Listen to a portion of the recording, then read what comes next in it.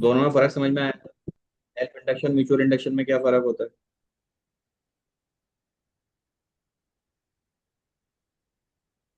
Hello. Yes sir. ये नहीं आया था? अगर नहीं आया तो बता दीजिए, मैं बता दूंगा। सर नहीं आ गया समझ में। अच्छा।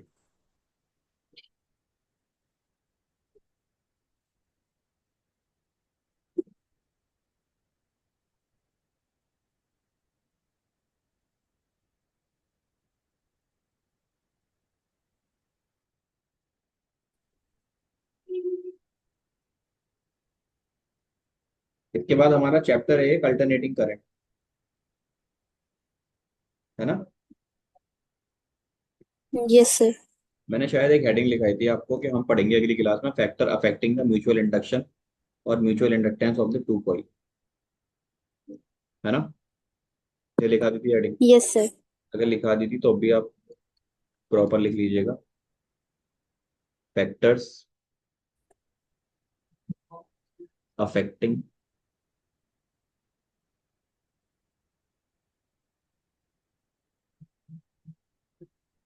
द म्यूचुअल इंडक्शन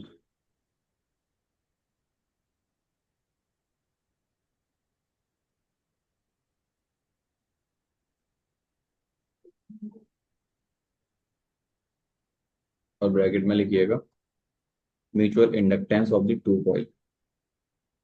क्या होता है म्यूचुअल इंडक्टेंस?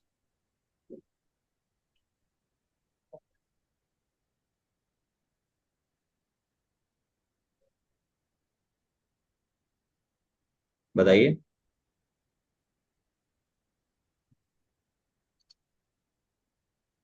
मंतशा। हेलो। आवाज नहीं आ रही मेरी मंतशा?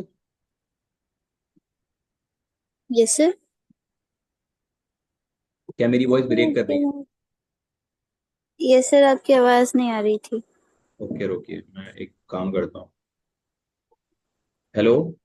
अभी आ रही है? Yes sir. यस सर आ रही है। मैं ये बोल रहा था म्यूचुअल इंडक्टेंस होता क्या है? सर जब एक कॉइल दूसरी कॉइल की मदद से उसमें करंट इंड्यूस हो जाता है। I am asking about mutual inductance, not induction.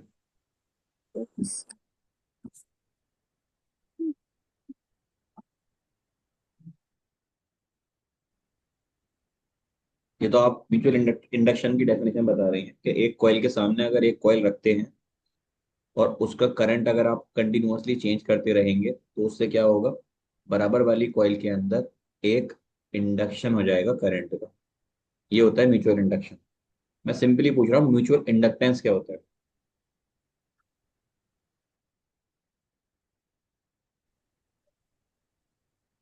Sir perfect. It is simply just M, the value of M. जैसा रेजिस्टेंस होता है, क्या होता है? आर होता है। होता है। Yes sir. अभी भी ब्रेक कर रही है क्या वॉइस? नो सर अब नहीं कर रही। ठीक है। तो हम यहाँ पर वन बाय वन करके बात करेंगे कौन कौन से फैक्टर्स हैं जो इसको अफेक्ट करते हैं। सबसे पहला फैक्टर लिखिएगा आप, the mutual induction between, mutual induction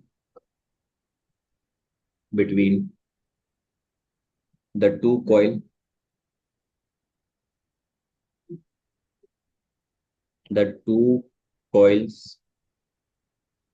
is depend upon, is depend upon the shape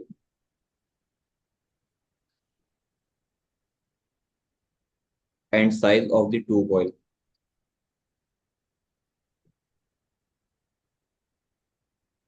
and size of the two coils.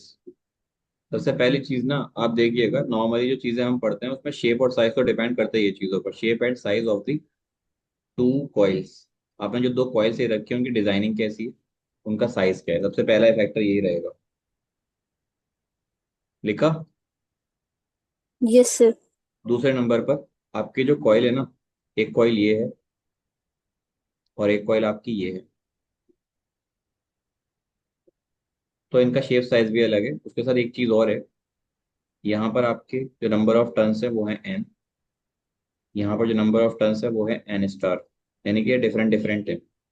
और आपने पीछे फार्मूला लिखा था, तो उसमें आपके फार्मूले के अंदर मैग्नेटिक फील्ड जो आ रही थी वो बेसिकली एन पे डिपेंड कर रही थी। If number of turn in a coil is more, which means there is a lots of magnetic field produce. ठीक है, तो मैग्नेटिक फील्ड ज्यादा प्रोड्यूस होगी तो वो इंडक्शन भी ज्यादा करेगा। तो सेकंड नंबर पर हम लिखेंगे on the number of turn, on the number of turns. ठीक है। Yes sir. ठीक है, वेरी गुड। थर्ड नंबर पर लिखिएगा nature of the material, nature of the material, nature of the material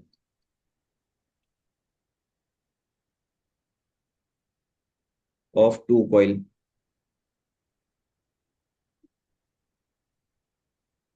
are bounded mean,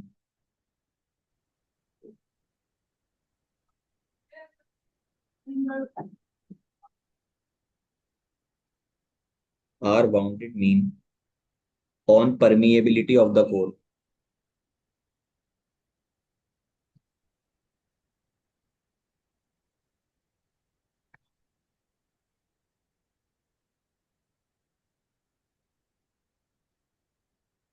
इसका क्या मतलब है ना, बेसिकली इसका मतलब ये है कि अंदर जो आप कोर ले रहे हैं, ये इस कोर का मटेरियल क्या है, इसके नेचर पर डिपेंड करती है। जनरली तो हम आयरन कोर ही लेते हैं, लेकिन जो आप इंड्यूस्ड कॉइल यूज कर रहे हैं ना, तो आपने एक प्रॉपर्टी पढ़ी है, मटेरियल की प्रॉपर्टी होती है पैरामैग्नेटिक, डायामैग्नेटिक एंड फेरोमैग्नेटिक। पढ़ा है इसको? Yes sir. क्या बताता है आपको कि कितना मटेरियल खुद को मैग्नेटाइज कर सकता है बाहर की मैग्नेटिक फील्ड के इन्फ्लुएंस में आने के बाद, है ना। Yes sir. तो यहाँ पर आपने जो मटेरियल लिया है उसकी मटेरियल प्रॉपर्टी बहुत ज्यादा इंपॉर्टेंट है, जो आपकी सेकेंडरी कॉइल है उसकी प्रॉपर्टी। आपने यहाँ लिखा nature of the material of two coil are bounded mean in permeability of the core. Permeability का मतलब यही है, वो मटेरियल के बारे में बताता है आपके, म्यू जो होता है वो मटेरियल की एबिलिटी बताता है कि आपने कौन सा मटेरियल ले रखा है। ठीक है। Yes sir. जी, लिख लिया आपने? सर यहाँ पर two coils, sorry, okay. Yes sir, लिख लिया। ये दोनों कॉइल पर ही डिपेंड करेगा, लेकिन मेनली आपका सेकेंडरी कॉइल होता है।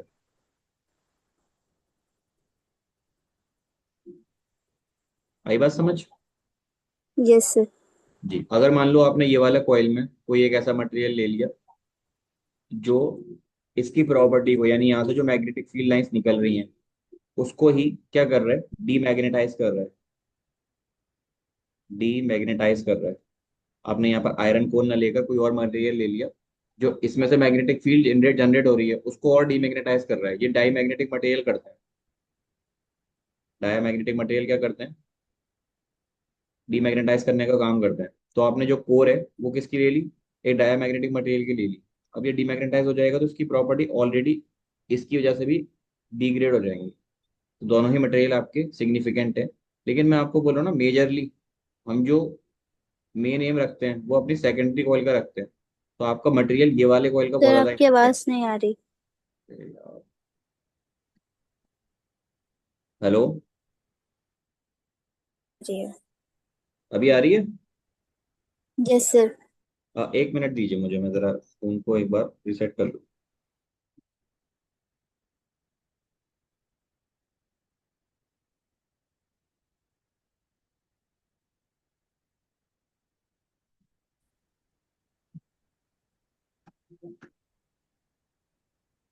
हेलो। Yes sir. अभी आ रही है ठीक मंशा? यस सर, आ रही है। जी। मैं कुछ बता रहा था, दोबारा बता देता हूँ। ये तो आपने ये वाला लिख लिया था ना ये? फिर गई आवाज। सर लिख लिया ये। अच्छा, मैं ये कह रहा था कि आपने एक कॉइल लिया। ये आपका सेकेंडरी कॉइल है, ये आपका प्राइमरी कॉइल है। अब आपने जो इसके अंदर ले रखा है मटेरियल, और इसके अंदर ले रखा है, तो आपका एम किसको मैग्नेटाइज करना है? इसको या इसको? Sir secondary. सेकेंडरी को, कॉइल को मैग्नेटाइज करना with the help of primary coil. अब आपका मटेरियल प्रॉपर्टी इसका तो इन्हांस्ड होना चाहिए, इन्हांस्ड होना चाहिए। लेकिन प्राइमरी कॉइल पे कैसे डिपेंड करेगा? आपने यहां ले लिया कोई डायामैग्नेटिक मटेरियल। डायामैग्नेटिक मटेरियल की प्रॉपर्टी आपने पढ़ी थी, क्या करता है वो आपके मटेरियल की प्रॉपर्टी को डीमैग्नेटाइज करता है ना? Yes sir. तो एक बात बताइए, आपका प्राइमरी कॉइल से जो निकल रहा है मैग्नेटिक फील्ड, वो इस मटेरियल की वजह से ऑलरेडी डीमैग्नेटाइज हो गया। तो आपका एम तो नहीं था ना कि इसको डीमैग्नेटाइज करा जाए?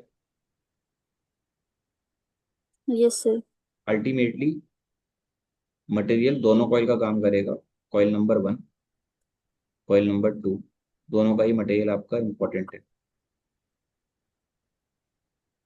लेकिन आमतौर पे क्या होता है, ये आपकी सॉफ्ट आयरन कोर होती है।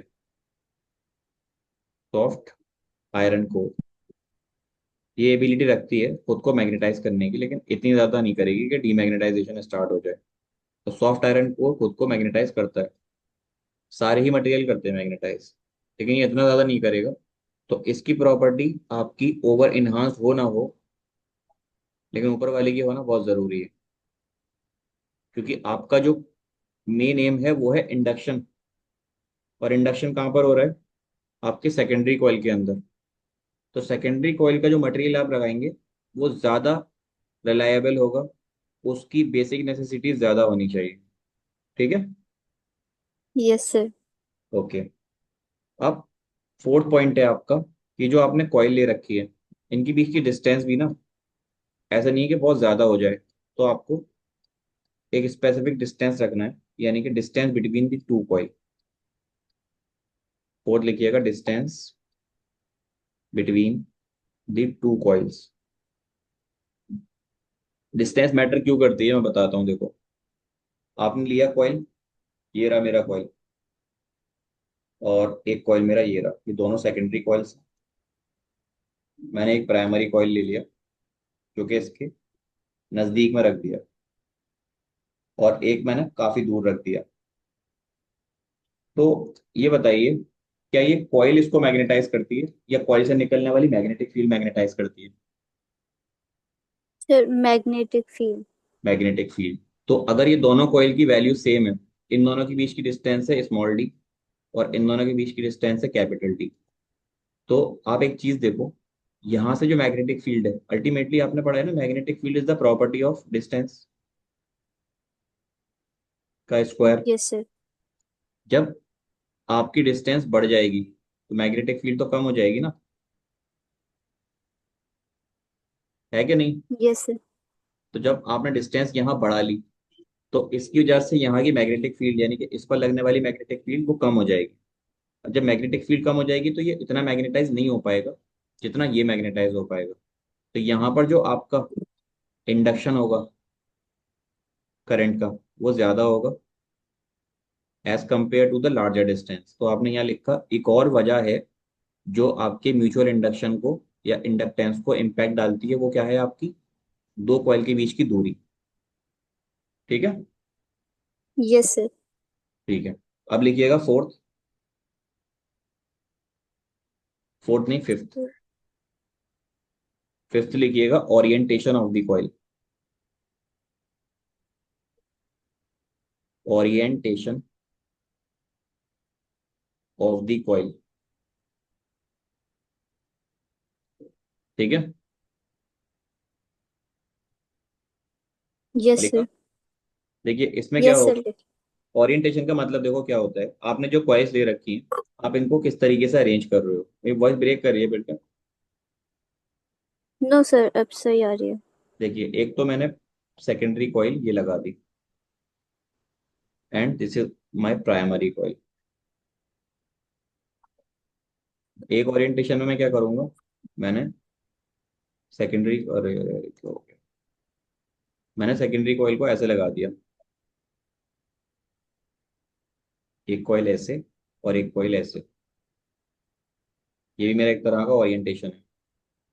और एक मैंने क्या किया, प्राइमरी कॉइल, और ये मेरी सेकेंडरी कॉइल। तो ये बहुत ज्यादा मैटर करता है कि आपने इनका ओरिएंटेशन किस तरीके से कर रखा है। एक ऐसा भी कर सकते हैं आप कि आप इनको ऐसे और दूसरी कॉइल को इसके बिल्कुल ही अंदर घुसा के लगा दो। ठीक है। तो ओरिएंटेशन काफी ज्यादा जरूरी है। ओरिएंटेशन कैसे जरूरी है मैं बताता हूँ। पहले तो आप ये 5 चीजें लिख लीजिए और उसके नीचे डायग्राम बना लीजिएगा।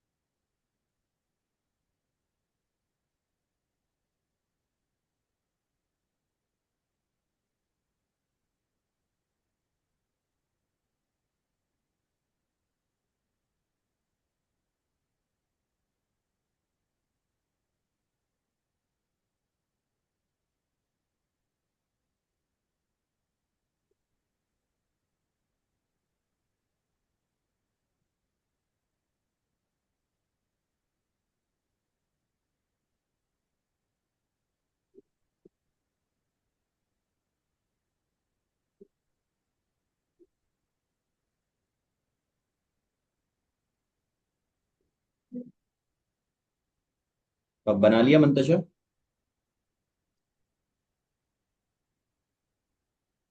हेलो। Yes sir. बना लिया आपने? मैंने बनाने को बोला था आपको।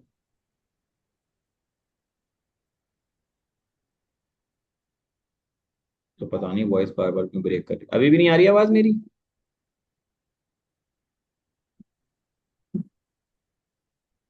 हेलो। Yes sir. मेरी वॉइस नहीं आ रही मंतशा क्या? सर आपकी आवाज आ नहीं रही थी, अभी चल रही। अच्छा, तो मैंने ये बोला था आप बना लीजिए, इसको बनाया आपने? सर मैं आवाज नहीं आई थी। अच्छा, आवाज नहीं आई थी। अरे, अभी आ रही है? Yes sir.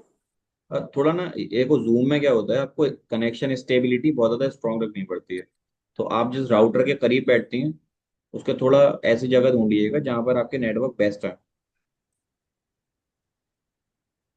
Okay sir. जी। मैंने आपको ये ओरिएंटेशन बताया था, किस किस तरीके से आप ओरिएंटेशन कर सकते हैं, ये बात आपने सुनी थी। Yes sir. ये तो ये मैंने कहा था कि ये पॉइंट लिखने के बाद आप उसके नीचे ये बना लीजिए।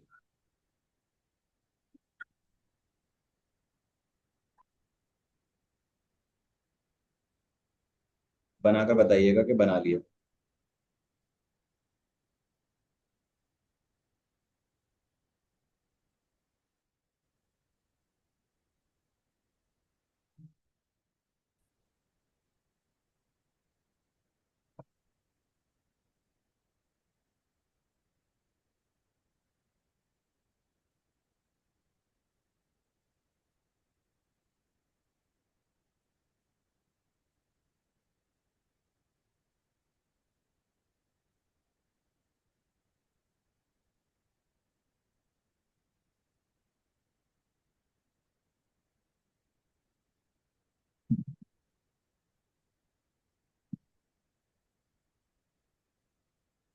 बना लिया होगा अब तक तो। सर, ये सर बना ली।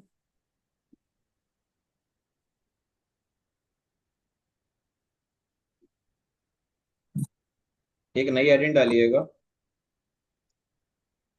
आवाज आ रही है मेरी? ये सर आ रही है। ठीक है, मैं पड़ेगा बार बार। तो इफी ये वैसे भी रोज करती है आवाज ऐसे, या आज ही हो रही है? सर, ज्यादा नहीं करती। आज ज्यादा हो रही कभी है। कर जाती। ये सर। आप डालिएगा कोफिशिएंट ऑफ कपलिंग।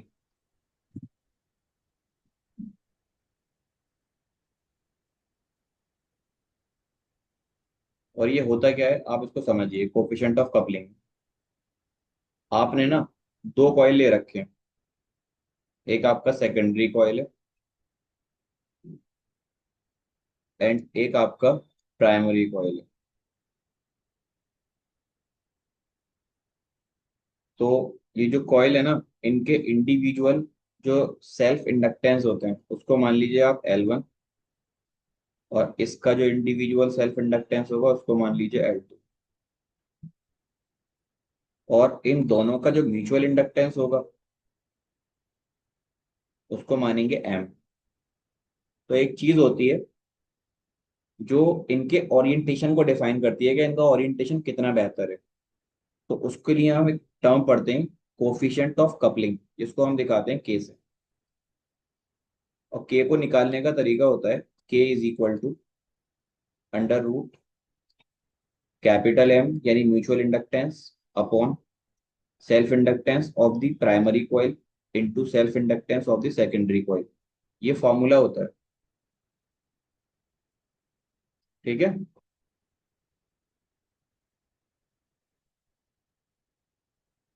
ठीक है मनता से यस या नहीं? सर। अच्छा ठीक है। Yes sir. यस। अब देखिए, इसका मतलब क्या है इससे समझ में नहीं आएगा। मैं आपको एक चीज समझाता हूँ, उससे समझ में आ जाएगा। बेसिकली ये बताता है आपके ओरिएंटेशन को ही।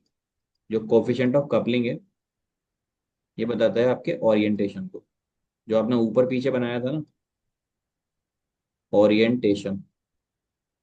तो पहला ओरिएंटेशन हमारा इस तरीके से है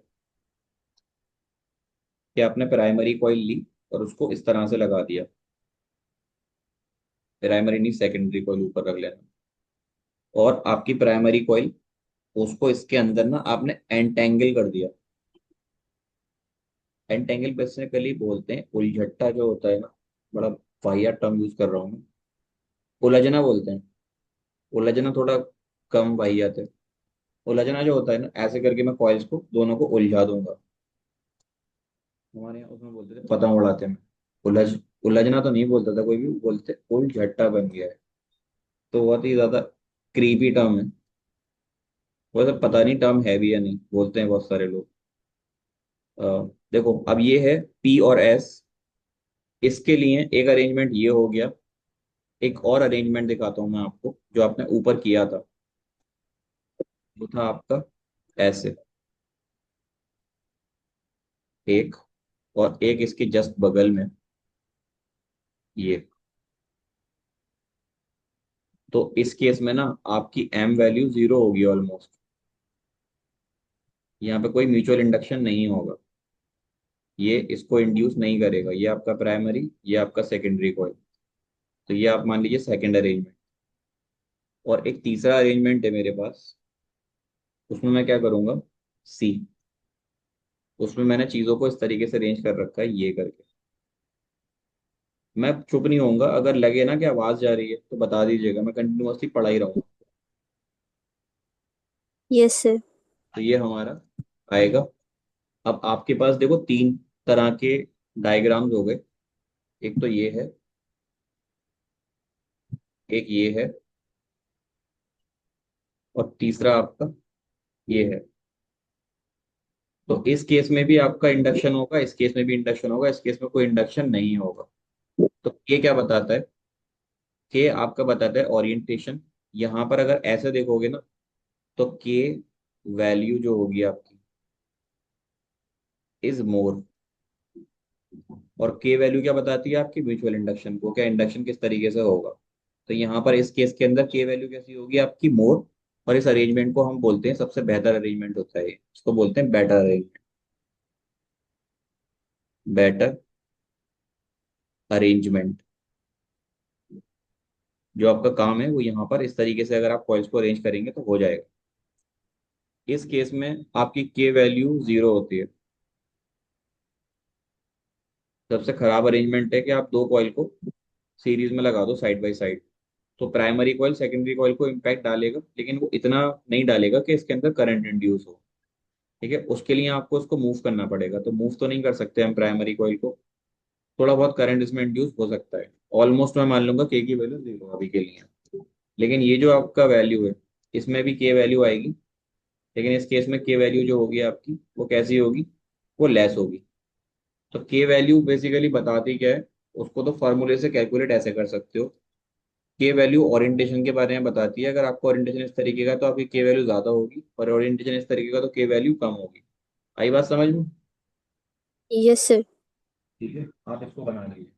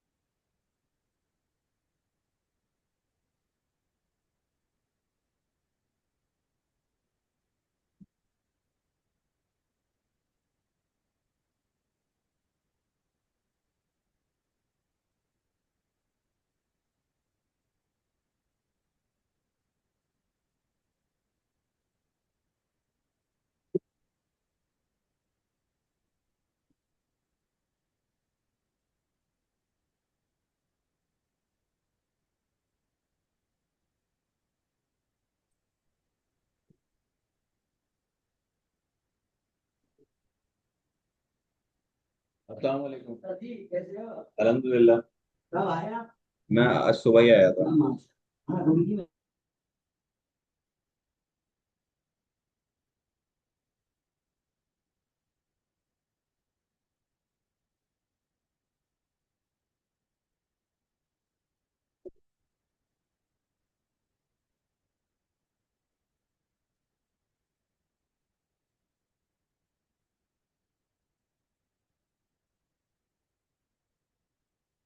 अच्छा, आगे बढ़ा रहे हैं जी। लिखा आपने? लिखा मंतशक?